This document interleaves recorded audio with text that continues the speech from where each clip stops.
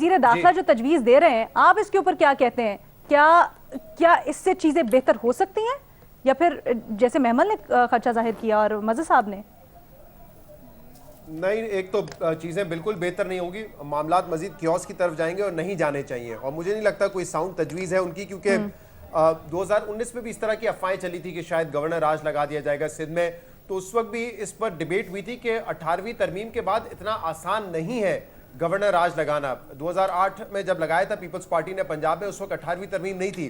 अब 18वीं तरमीम में 2-3 बेसिक बातें कर दी गई हैं कि अगर कोई इमरजेंसी की सिचुएशन हो, यानी कि कोई एक्सटर्नल एग्रेशन का मामला हो, इंटरनल डिस्टर्बेंस हो, तो उस वक्त आप जो है लगा सकते हैं गवर्नर राज।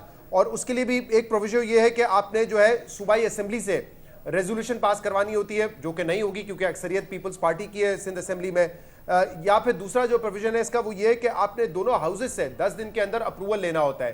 तो नेशनल असेंबली से तो आप कहां से अप्रूवल मिलेगा जब 20-24 लोग बैठे हुए हैं सिंध हाउस में, तो वो भी मुझे नहीं लगता कि पॉसिबल होगा। फिर तीसरा मेरे ख्याल से जो शिक है, मैंने इसको मुकम्मल तौर पे नहीं पढ़ा है अभी, लेकिन वो शायद कोर्ट के जरिए, आप कोर्ट से जाके अप्रूवल लेते हैं फंडामेंटल राइट्स को सस्पेंड करने का।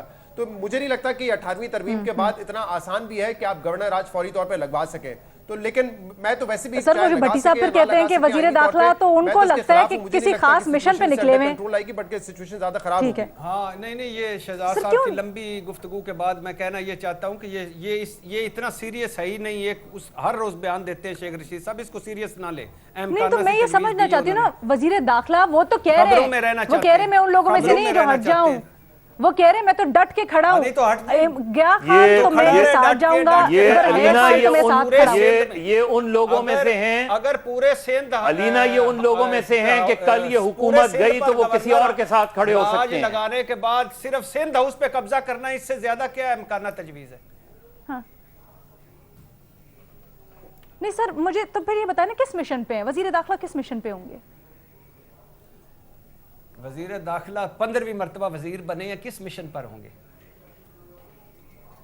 तसादुम के उन्होंने तो आज के बता दें, मुझे तो नहीं पता सर, मैं तो मासूम। उन्होंने कहा है हुकूमत गिर जाए, वोट ऑफ नो कॉन्फिडेंस कामयाब हो जाए, वो अगली मरतबा 15वीं मिनिस्ट्री ले लेंगे। परवेज मुशर्रफ साहब से भी यही लॉयल्टी दिखाते थे, नवाज शरीफ साहब का मुंह चूमते थे, और इमरान खान साहब को जपियां मारते हैं। इनसे बचो, खुदा के लिए बचो। इमरान खान साहब, अगर मेरी आप बात सुन रहे हैं कहीं, तो इनसे बचें, और अगर नहीं बचना तो बात से बचें, अगर उससे भी नहीं बचना तो फिर अल्लाह। इमरान खान साहब मेरी तजवीज मान लें, क्योंकि ये हुकूमत अगर बचेगी तो जमीर फरोशों से और जाएगी तो जमीर फरोशों से, इसकी वजह से अच्छा सबके जिम्मेदार भट्टी साहब हैं, सबके जिम्मेदार इरशाद भट्टी हैं। ये ख्वाहिश 3.5 साल बताते रहे, इमरान खान वो ख्वाहिश नहीं मानेगी इनकी। ये बुज़दार की साजिश है, बाइडन की साजिश है, ये भट्टी इरशाद भट्टी साहब की साजिश है। अच्छा चले ठीक है।